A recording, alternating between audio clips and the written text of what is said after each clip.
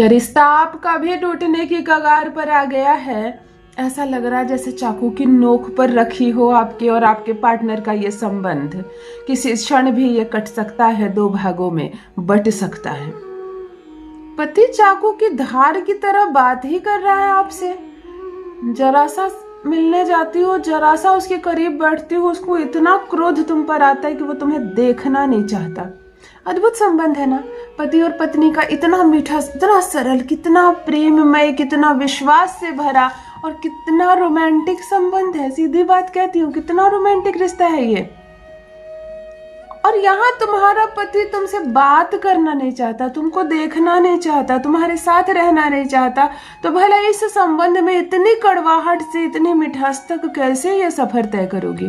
कोई भी साधारण सी स्त्री, कोई भी साधारण सी लड़की भला ये कठिन सफर कैसे तय करेगी, जिसका हाथ पकड़कर संसार का त्याग कर दिया तुमने, और तुमको इतना विश्वास है कि गाय कितनी मुसीबतें, मेरा पति है मेरे साथ, वो संभाल लेगा। तो जब इतनी मुसीबतें आए और तुम्हारा पति है तुम्हारे साथ, अब वही संभालने को तैयार नहीं, तब तुम अकेले क्या करोगी इस जीवन में? पति को छोड़ दोगी, दूसरा ब्याह करोगी, इस घर का त्याग कर दोगी, अपने पिता के घर जाकर रहोगी ना। ये सारी गलत बातें हैं। पति कुव्यवस्थित हो गया तो उसको सुव्यवस्थित करेंगे। जो रिश्ते की वैल्यू को नहीं समझ रहा है, उसके रिश्ते की वैल्यू को उसको समझाना है। जो चीज खराब हो गई है उसको ठीक करना है। अगर रिश्ता बिखर रहा है तो रिश्ते को समेटना है, रिश्ते को संवारना है। पति को छोड़ना नहीं है, पति को सुधारना है और करना है उसको अपने वश में। पॉजिटिव रहो हमेशा, आप बहुत खूबसूरत हो, हमेशा इस बात का स्मरण रहे। हर एक क्षण इस बात का विश्वास रखना कि तुम संसार की सबसे खूबसूरत महिला हो। देखो, महिलाएं शुक्र होती हैं। तुम्हारा प्रसन्न रहना, तुम्हारा खुश रहना तुम्हारे खुद के जीवन के लिए बहुत अच्छा है और तुम्हारे पति के जीवन के लिए भी। तुम सिसक रही हो, रो रही हो, अपनी साड़ी से, अपने दुपट्टे से बार बार आंसू पोंछ रही हो। राहु तुम्हारे साथ हो गया है और राहु तुम्हारे रिश्ते पर अगर सवार हो गया तो वो सब नष्ट कर देगा। हमेशा थोड़े थोड़े देर में जल पिया करो और खुद को सवार कर रखा करो। बिंदी लगाओ, सिंदूर लगाओ, हाथों में चूड़ियां रखो, अंगूठी पहनो, कान में पहनो, बालों में कंघी करो, तेल लगाओ, हमेशा सवर कर रहा करो। आधी जिंदगी की समस्याएं वैसे भी समाप्त हो जाएगी। यदि दूरी बहुत बढ़ गई है, बहुत लंबे समय से मायके में रह रही हो, ना पति आता है मिलने, ना पूछने, ना कोई खबर, ना फोन कॉल, यहाँ तक कि फोन पर भी ब्लॉक कर दिया उसने। क्या करे, उसकी माँ ही उसको इतना समझा रही है कि इस रिश्ते को वो तोड़वा कर मानेगी। मैंने ये शब्द क्यों कहा? 6-8 प्रॉब्लम्स इधर ही आसपास के दिनों में हो गए हैं जब सिर्फ सास की शिकायत है। लड़कियां आती है ना मेरे पास कि मेरी सास नहीं बसने देगी मुझको, सास से एक बार अलग करवा दो दीदी, पति के साथ अच्छे से रह लूंगी। अद्भुत बात है।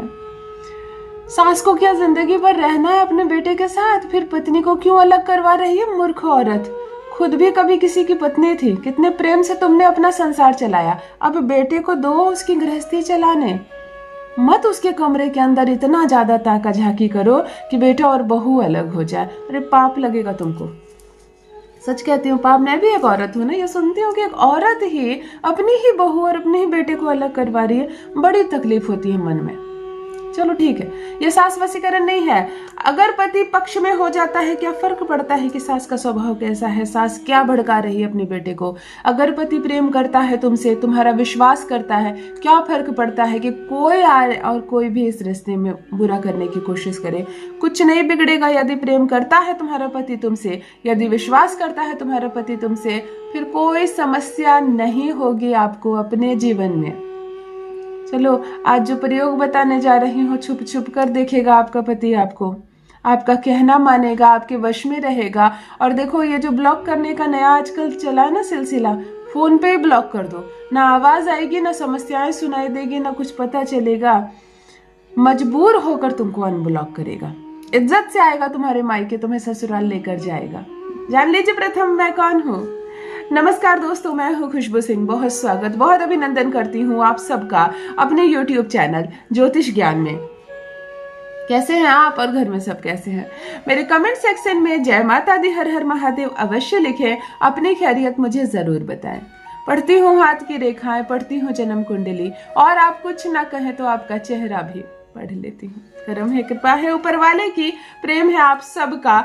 जुड़िए ज्योतिष ज्ञान चैनल से। जो भी नए भाई बहन चैनल पर पहली बार आए हो, मेरे वीडियो को पहली बार देख रहे हो, मुझसे प्रथम बार मिल रहे हो, चैनल को सब्सक्राइब कीजिए, मेरे परिवार का हिस्सा बनिए। दिल नहीं टूटने दूंगी, एक भी घर नहीं टूटने दूंगी। तलाक के पेपर क्यों ना बनाया हो, वो खुद फाड़ कर फेंकेगा, सहज हो जाएगा, प्रेम करेगा तुमसे, रहेगा तुम्हारा पति पूर्ण रूप से तुम्हारे वश में। एक चाकू चाहिए लोहे की, नई चाकू खरीद कर लानी होगी। घर वाला पुराना चाकू नहीं चाहिए, जिससे कोई भी चीज काटी गई हो पहले से, वो चीज नहीं चाहिए। ध्यान से सुनो, जो टूट रहा है, जो धागा टूट रहा है, जिसको जोड़ना है। देखो, जब भी हम किसी चीज को काटते हैं ना, तो ये दो ही चीज नाम आती है, कैंची या चाकू। इसके कारण आज इस प्रयोग को चाकू के माध्यम से किया जा रहा है। यानी जो टूट रहा है, अब उसको फिर से जोड़ना है। तुम्हें चाहिए एक छोटा सा लाल धागा, छोटा 1-2 बित्ते का लाल धागा, और एक लोहे की नई चाकू। ऑरेंज कलर का जो सिंदूर आता है, इसको बहुत अलग अलग नाम से बुलाया जाता है। बिल्कुल नारंगी रंग का जो भखरा सिंदूर कहते हैं, जिसको ओरिजिनल सिंदूर कहते हैं, ये ले लेना और थोड़ा सा घी में इसको मिलाकर पेस्ट बना लेना। रविवार के दिन ये प्रयोग करना है। स्नान आदि से निवृत्त होकर स्वच्छ कपड़े पहन लेना, पूजा पाठ कर लेना, चाकू को पकड़ लेना, घी और सिंदूर का जो लेप तुमने बनाया पूरी चाकू पर इधर और इधर लगा देना।